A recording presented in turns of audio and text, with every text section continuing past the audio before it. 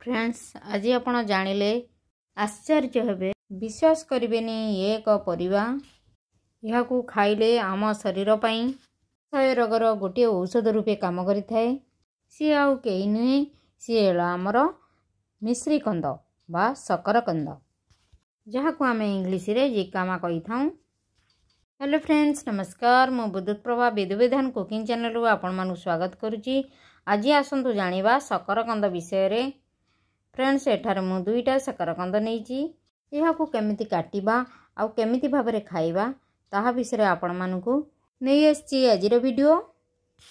Friends please मोर video को शेष पर्यंत देखिबा को अनुरोध कारण या विषय संपूर्ण जानले जानि परिबे यह को खाइबा द्वारा आम शरीर पई केमिति मेडिसिन रूपे काम करि थाए।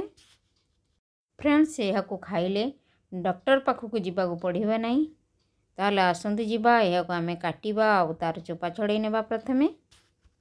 फ्रेंड्स आमर शकर कंद कंदमूल फैमिली रो यह को प्राय समस्ते जानिथिबे जी बा न जानिथिबे यह को भल भाबरे जानंतु यह बहुत भल लाभदायक आम शरीर पई होई थाए। खाइबा द्वारा आमर पूर्वपुरुष माने कहि थांती यह को खाइले रोग दूरई पड़े जाए आम शरीर रो आम शरीर पई बहुत स्वास्थ्यप्रद होई थाए।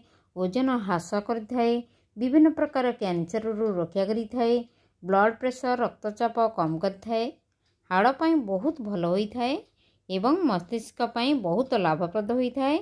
विटामिन सी पोटासियम लोह मैग्नीज विभिन्न प्रकार विटामिन भरपूर मात्रा रे थाए। फ्रेंड्स यह को खाइले आम शरीर रे भल बैक्टेरिया को बढ़ाइबारे साहाय्य करिथाए एवं आम शरीर रे रोग प्रतिशोधक शक्ति बढ़ी जाई थाए।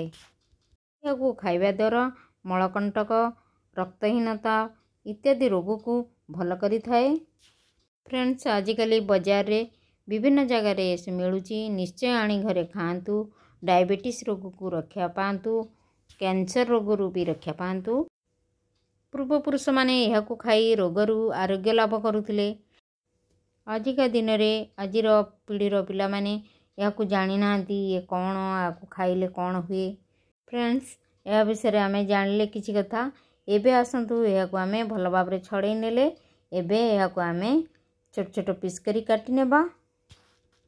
फ्रेंड्स ये बहुत टेस्टी यह को आपण प्रतिदिन सलाड रूप रे खाई परिबे पोड़ी की खाई परिबे चुली रे नने सिझे की भी खाई परिबे ये बहुत टेस्ट लगता है। आपको पोड़ी की न खाई सेमती कंचा खाइले बहुत टेस्ट लगी थाए। यह को सलाड रूप रे खाइले आउरी भल लगी थाए। फ्रेंड्स उक्त रक्तचाप रोगी पई बहुत भल लाभप्रद होई थाए। यह को निश्चय आनी घरे प्रतिदिन खांतु सलाड रे बा सकाळु सेमिति खांतु देखिबे आम शरीर को बहुत उपकार मिली थाए। फ्रेंड्स देखंतु केते सफा देखा जाउची पूरा धला। यह को खाइबा द्वारा आमर पेट को ठंडा भी रखी थाए गैस्ट्रिक बा एसिडिटी को कम करि थाए। फ्रेंड्स एबे मु काटी नेली एबे आमे यह को सजाई नेबा सलाड रे खाइबा। आपण यह को केमिति खांती आउ यह को खाइबा द्वारा आपण कोन जानिचंती आम स्वास्थ्य पई भलो थाए निश्चय जणाइबे कमेंट रे। फ्रेंड्स आशा करे आजिर वीडियो आपण मानको भल लागिथिबो। यदि भल लगी थाए मोर वीडियो को गोटे लाइक कमेंट शेयर करिवे अशेष रे मोर चैनल को सब्सक्राइब करिवे साइड रे बेल आइकन को प्रेस कर देबे जेमिति मोर वीडियो अपलोड हबा आपण मानको तुरंत नोटिफिकेशन मिल परिबो। फ्रेंड्स मो चैनल को एमिति भल पाइबा देई थांतु मु आपण पई नुआ नुआ वीडियो एमिति आने जहा कि आपण मानक पई लाभप्रद होइथिबो। आउ शेष रे मोर वीडियो को फ्रेंड रिलेटिव को शेयर करिवे।